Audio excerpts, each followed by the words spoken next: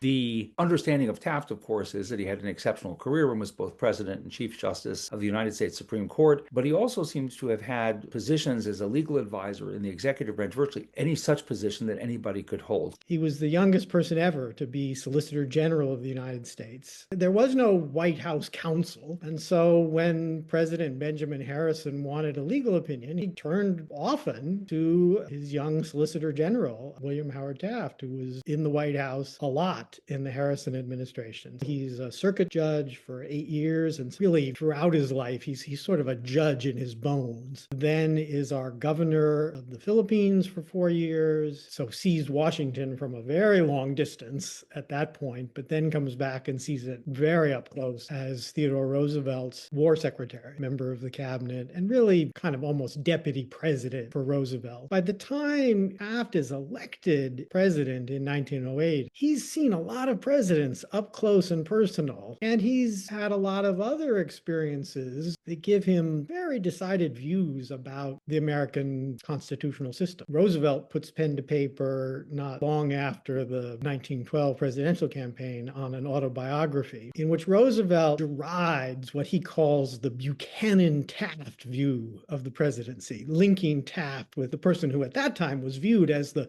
worst American president, James Buchanan. In Roosevelt's view, sort of only was willing to do something if you could find a vision of the Constitution or a statute that authorized it. Roosevelt said no. His view was that unless there was a prohibition, a clear prohibition, the president should do what he thought best for the American people. Taft disagreed with that. He said, no, this notion that there's some undefined residuum of presidential powers is all wrong. The president can only do what Congress has authorized him to do or what the Constitution itself, fairly interpreted, authorizes.